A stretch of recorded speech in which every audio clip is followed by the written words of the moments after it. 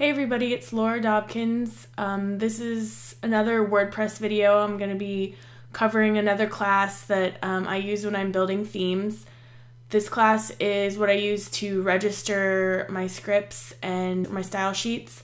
And you can get it at just.github.com/dobbylou. You just click on Asset Register, and then you'll find the source code there. Basically just to walk through the source code, and then I can show you kind of in action how you would use this class in your theme.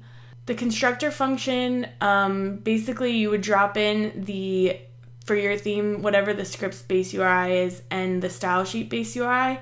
And then it's got some default things that you can configure if you're going to have multiple objects that are going to load maybe different scripts for admin versus the login page versus just the default to the front. And then the action priority refers to when we're doing these action hooks, what priority you want to set the scripts that are going to load through this object. So basically we're just setting some of our instance variable properties, and we're going to assign an empty array to the scripts and the style sheets so that we can loop through them later. And then we just do an if statement here that's asking if this object's going to be loading admin type scripts, then we're going to add that action hook. Else, if we're going to be doing scripts for the login page, it checks this right here. Actually, the if has action login and queue scripts. We're just checking to see that this script was registered, or this action was registered. This is important because WordPress actually doesn't put your style sheets out in the head portion of your page on the login page unless you do this. And then we're just going to register our, this instance's enqueue scripts function with the action priority that we have set in the constructor. And then the default is to just add it to the front. So that's just your typical WP enqueue scripts. This is something that you would do in your functions.php or some other place, but the class handles it for you. So some of the public methods that are available on the class are register script. We have a handle. That would be something that you decide. It's a hook basically for your script. The file name, this is going to be something that's appended to whatever we've told, if this is our style sheet directory, the script's base URI, the file name is just going to be the specific file that we want to load. The dependencies array, whether we in this, it may not have any dependencies, so you don't have to send this in, but if it does, it's available. Enqueue scripts is going to be defaulted to true. The version is defaulted to false, but you could add it, and then it's going to default to put the scripts in the footer, but you can override that as well.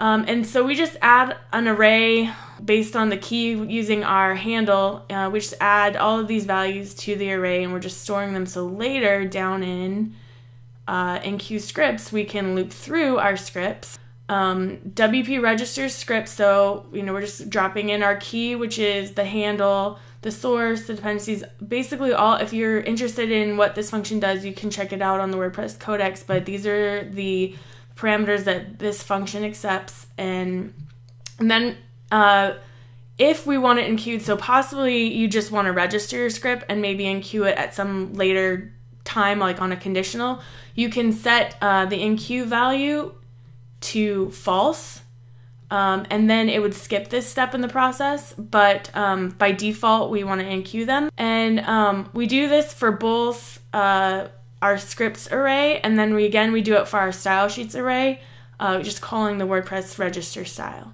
The difference between a register script or a register CDN script is that the source is dropped in as a second parameter instead, and that is used as the source instead of appending our directory name to this file name.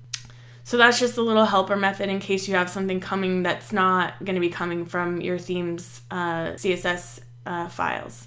So that's pretty much what is inside of the asset register class, and then let me show you how we can go ahead and use it in a theme.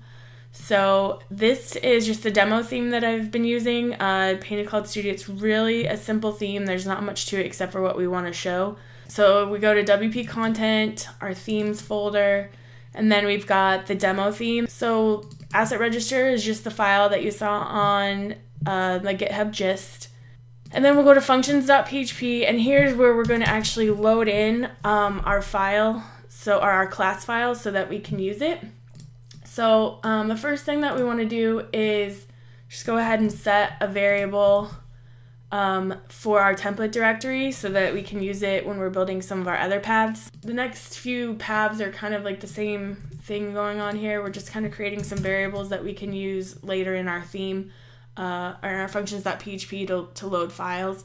But we have the template directory URI, so that's going to be the URL specific path to our template directory, and then appended onto that is going to be our JavaScript folder, and that's going to be our scripts directory, and then our style sheets directory. Let's bring in the class. So we're just going to use an include to get that class, and we're going to use the template directory variable, and we're just going to append the name right now because I don't have it in a subfolder, but you might, so it would be the path to that file that you're including there.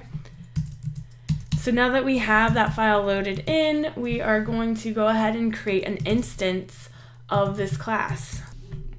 And it's going to be a new instance of painted class of the asset register class, but I'm also using namespacing in my class, so you want to get the proper name.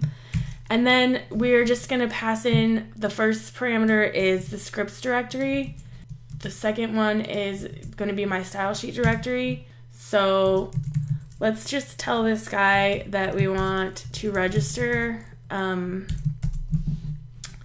script, and we'll just call it app, but that's how we're going to identify our script. And then the file name is app.js. App.js just logs app.js is loaded, so if we've got that coming out in our theme's front end, then we are good to go. And we'll just inspect our console, and we see that app.js is loaded. Now this error right here is talking about jQuery not being defined. That's because we haven't required jQuery be a dependency of app.js. So app.js is loading prior to jQuery being brought in by default. So we could make jQuery a dependency of app.js by adding it in our dependencies array. And now the error is going away. Okay, so we've just loaded in our JavaScript, and let's go ahead and use this object to load in a style sheet. And we'll tell it the file is main.css. Main.css just sets the body's background to red. Something simple just for demonstration. So if we close this out, we can see that our style sheet is loading on the front. So now I'm going to show you how you could register a script that was located on a CDN. So in this case, we don't want to use the scripts that are in our file. We want to provide a CDN URI. We'll actually override the default jQuery that comes with WordPress, and we will pull from the Google API. The class handles deregistering the default jQuery and registers your version of jQuery. Now, if we look at our front end again, we should be pulling jQuery from the CDN. So let's go back to elements, and you can see that jQuery is now coming in from the Google CDN. So let's do one more thing. I wanted to show you that you could change the location that these are coming out in, and by default they're going to come out on the front, but let's say you wanted to change the admin area, you would just type in admin, and when you're instantiating your class, and then you could go to the admin area, and no longer in the front are we showing this, but let's go to our admin area and refresh, and now you can see we're styling up the admin area, and you would do the same for login, the login page. Okay, if you wanted to load scripts into admin and also load scripts into the front of your theme or the login page, my recommendation is for each of these different areas creating a different object, or another instance of this class, and then this would be, if I remove the admin here, this will default. So I'll have a default one and an admin one, and then let's just create another CSS and load it in with a different color so that we can show the different style sheets coming in. So here, basically we have two separate objects based on the same class. They're slightly configured differently to do different things.